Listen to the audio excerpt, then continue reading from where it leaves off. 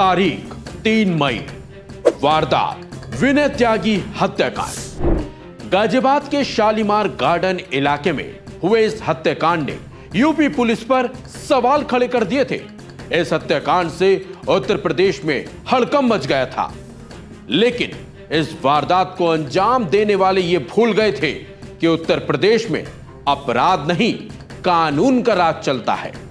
नमस्कार, आप देख रहे हैं वन इंडिया हिंदी और मैं हूं आपके साथ प्रशांत रोहेला। शालीमार गार्डन इलाके में 3 मई की रात टाटा स्टील के बिजनेसमैन हेड, जिनका नाम विनय त्यागी था, उनके साथ लूट के बाद उनकी जान ले ली गई थी।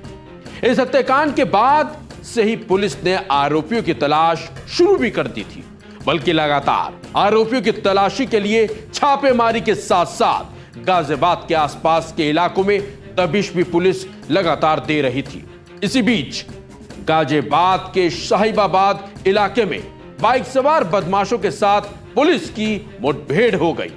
इस मुठभेड़ के बाद एक बाइक सवार और एक पुलिस का जवान घायल भी हो गया, जबकि एक बाइक सवार यानी कि एक बदमाश अंधेरे का फायदा उठाकर मौके से भाग निकला, जबकि घायल बदमाश और घायल सब इंस्पेक्टर को इलाज के लिए अस्पताल में भर्ती कराया गया, जहां इलाज के दौरान बदमाश की जान चली गई।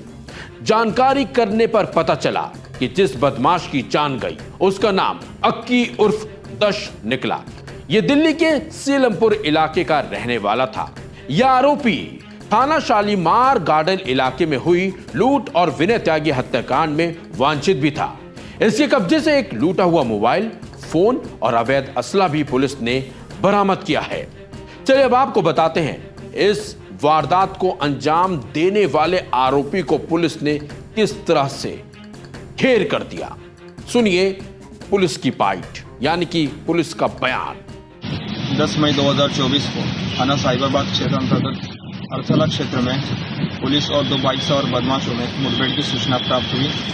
इस मुठभेड़ में एक अभियुक्त और एक सब इंस्पेक्टर गंभीर रूप से घायल हुए।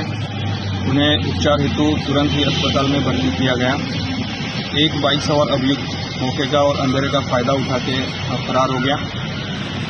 उपचार हेतु दाखिल अभियुक्त की उपचार के दौरान मृत्यु हो गई।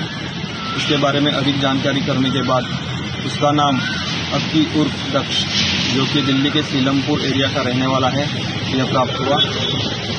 4 मई को जो लूट और हत्या की घटना हुई थी शालीमार गार्डन थाना अंतर्गत, उसमें यह मृत अभियुक्त वांछित चल रहा था।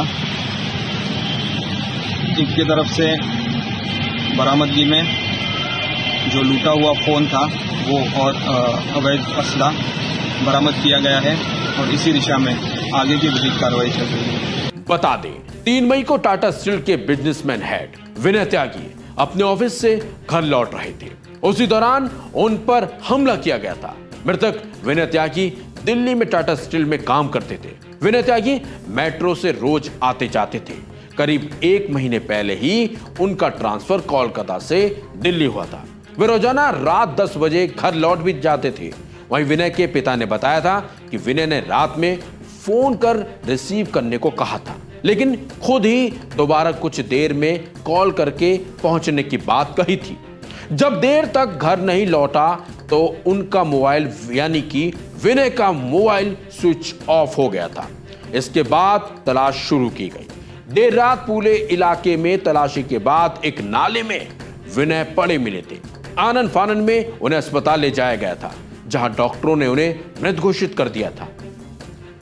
इसके बाद अब विनय की जान लेने वाले को पुलिस ने यानी कि आरोपी को यूपी पुलिस, योगी पुलिस ने यमलोक पहुंचा दिया।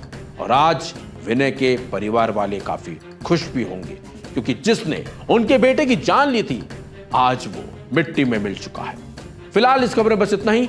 अपडेट्स के लिए बने रहिए वन इंडिया हिंदी के साथ।